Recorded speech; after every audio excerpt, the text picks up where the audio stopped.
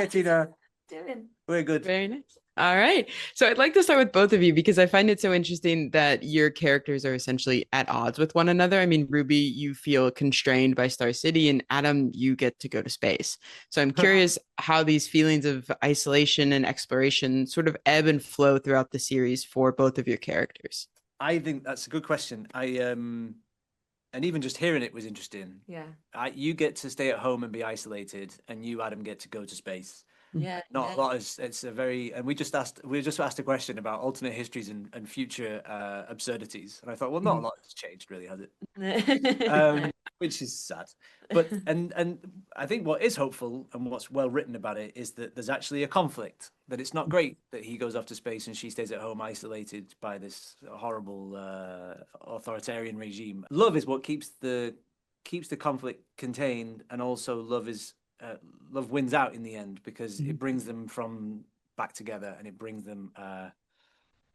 It's more powerful than everything else than all the other forces against them. But also, arguably, without any spoilers, it's kind of what ends up being their downfall, isn't it? Yeah, yeah.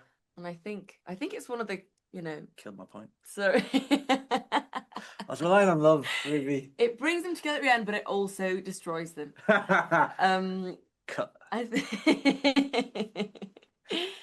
think it's also one of the really clever things about the show, that the idea that, it's equally as isolating potentially being in space as it is on Earth, and it's equally dangerous being in space, or at least, as it is on Earth in the Soviet Union. In fact, Valia says it in one point. Valia says that it's easier. It's much easier being up here when he's in space. Much easier being up here, actually, in a lot of ways, because you can't actually escape for many reasons. You can't escape down on Earth. Yeah. But you know your job. Your boundaries are more defined.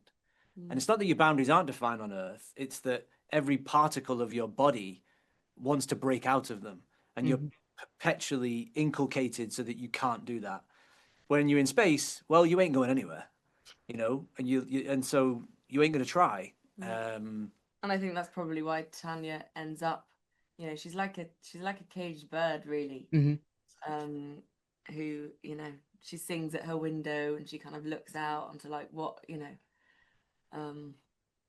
there's a moment where she's this isn't really related to a question, it's slightly to do with being isolated, but there's a moment where she's cleaning the house, she's given up everything to be here with Valia, and she's terribly lonely, and it causes her to make decisions that she's not proud of, but she kind of has to do for in order to survive, self-preservation.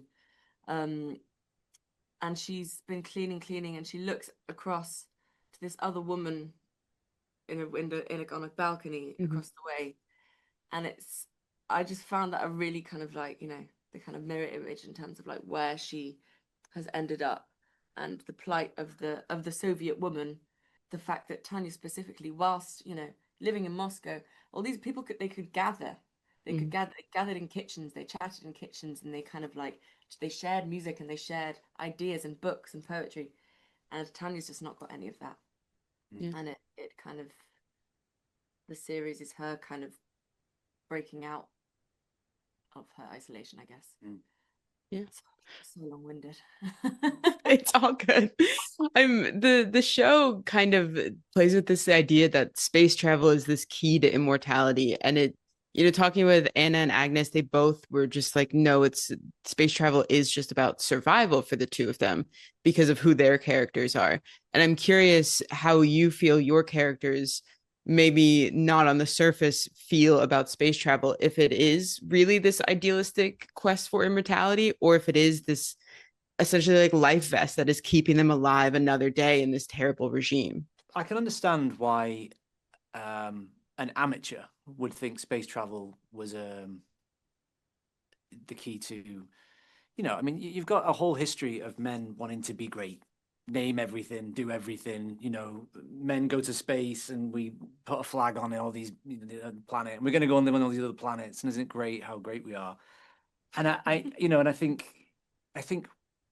the initial, the beginning of this disease, I'm not saying it's a disease to be technologically ambitious, to help people to travel, to explore the universe, to learn things about it, fly to space or otherwise. It's wonderful. And it's, the mistakes and glories that we have as a species, brilliant. I think when you make it your purpose, when you make it more important than life on Earth, when you make it a national necessity, it's people suffer.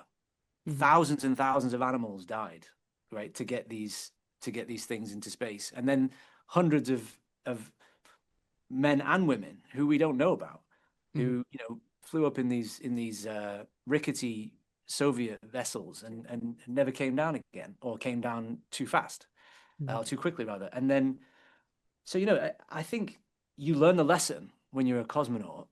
This is not about immortality. This is not a hero's game. This is about, Valia says something that I'm not going to claim credit for this, even though I'm about to claim credit for this. But when I said to Matt and Ben, and I hope they forgive me for this, but I said to them when I first met them, and I said, I think Valia is someone who wants to write the first poem in space. That's what he wants to do. And they were like, oh, whatever they thought. Anyway, once you're going to die every single day by saying the wrong thing, if someone's going to shoot you up into space and say, not necessarily that you'll live forever in everyone's memory or anything like that, but the idea that your life wasn't just, you weren't complete detritus, you weren't just cannon fodder for a nationalistic regime, but you did something that all humans can relate to as something interesting, something brave. But I think as a species, I hope we've learned that there are other things we can do on Earth that are just as brave. It's just my opinion. I don't know if I've answered your question at all there. I just rambled on, but No, that was great. And that's my time. So thank you guys both so much. I'm sorry. No, you're good. It was awesome. Thank you so much. You guys have a great rest of your day. Okay. Thank so you. much. Thanks. Bye.